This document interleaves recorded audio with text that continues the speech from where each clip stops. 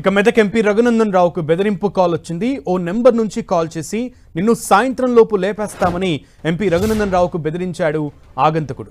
మధ్యప్రదేశ్ నుంచి మావోయిస్టును అంటూ బెదిరించాడు. దమ్ముంటే నిన్ను నువ్వు రక్షించుకో అంటూ ఎంపీకి సవాల్ చేశాడు. ఈ కాల్తో అప్రమత్తమైన ఎంపీ రఘునందన్ తెలంగాణ డీజీపీ జితేందర్తో పాటు సంగారెడ్డి ఎస్పీకి సమాచారం అందించారు. ఎంపీ రఘునందన్ రావుకి ఒక ప్రైవేట్ నెంబర్ నుంచి ఫోన్ కాల్ వచ్చి బెదిరింపు కలకలం రేగుతోంది. పూర్తి సమాచారం మా ప్రతినిధి అజయ్ అందిస్తారు. అజయ్,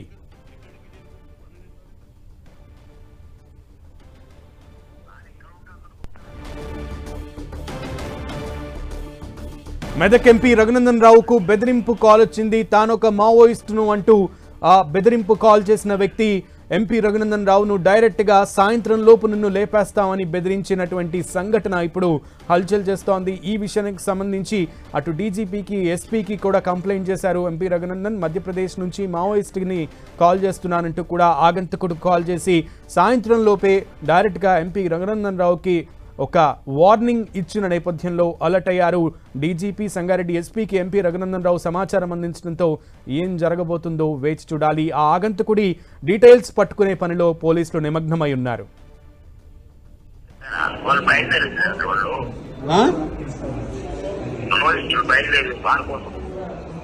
ఎక్కడి నుంచి బయలుదేరారంట?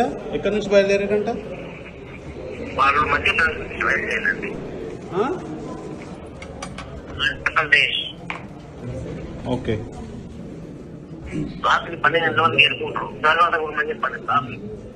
ఎక్కడికి చేరుకుంటారు? 12 గంటల వరకు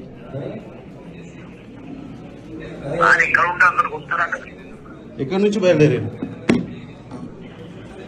ఓకే, మధ్యప్రదేశ్ నుంచి బయలుదేరారా? ఓకే, ఏమంటారు? 12 గంటల వరకు రీచ్ అవుతారు అని అంటారా? ఇదే చెప్పండి. ఏమంటారు సార్? మంచిది సార్, మంచిది చెప్తాను సార్. రైట్ సార్,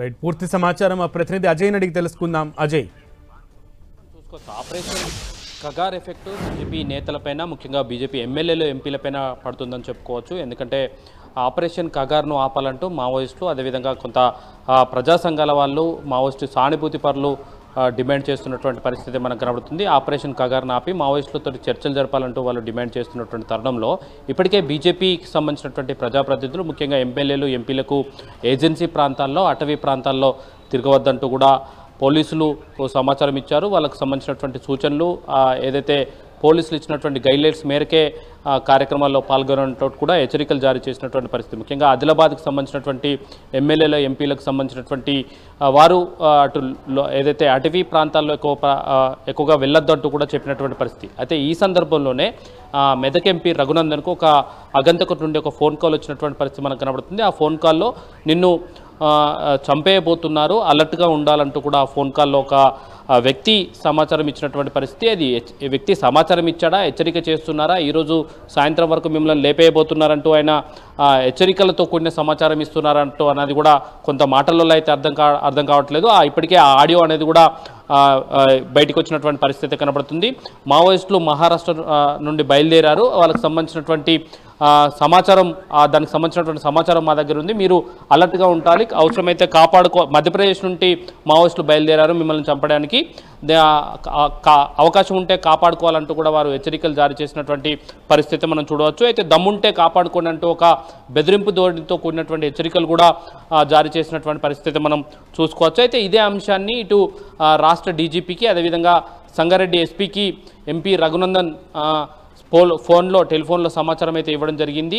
అయితే ఈ ఓవరాల్గా చూసుకున్నట్లయితే ఆపరేషన్ కగార్ను ఆపాలంటూ గత కొంతకాలంగా మావోయిస్టులు అయితేనేమి, మావోయిస్టులు సానుభూతి పరులు అయితేనేమి డిమాండ్ చేస్తున్నటువంటి పరిస్థితి ఉందో దాని ఇంపాక్ట్ ఇప్పుడు నేరుగా బీజేపీ నేతల మీద పడిందని చెప్పుకోవచ్చు. ఎందుకంటే ఫోన్లు చేసి నేరుగా ఎంపీకే ఫోన్ చేసి మేము చంపేయబోతున్నాం, దమ్ముంటే కాపాడుకోవాలంటూ ఒక హెచ్చరిక ధోరణితో కూడినటువంటి మాటలు అయితే బీజేపీ నేతలను కొంత కలవరపెడుతుందని చెప్పుకోవచ్చు. ఎందుకంటే ఇటు ఆపరేషన్ కగార్ ఆపాలని డిమాండ్లు వెలువడుతున్నటువంటి సమయంలో, ఎందుకంటే తెలంగాణలో ఎక్కువగా మావోయిస్టుల ప్రభావితం అనేది గతంలో ఉండేది, ఇప్పుడు కూడా కొంత ఎక్కువగానే ఉంటుంది. బయటపడకుండా చాలా చోట్ల వాళ్ళు ఉంటారన్న చర్చ కూడా ఉన్నటువంటి నేపథ్యంలో ఇటు బెదిరింపు ధోరణితో కూడినటువంటి ఫోన్లు వస్తున్న నేపథ్యంలో వాళ్ళు కూడా అలర్ట్ అవుతున్నటువంటి పరిస్థితి కనబడుతుంది.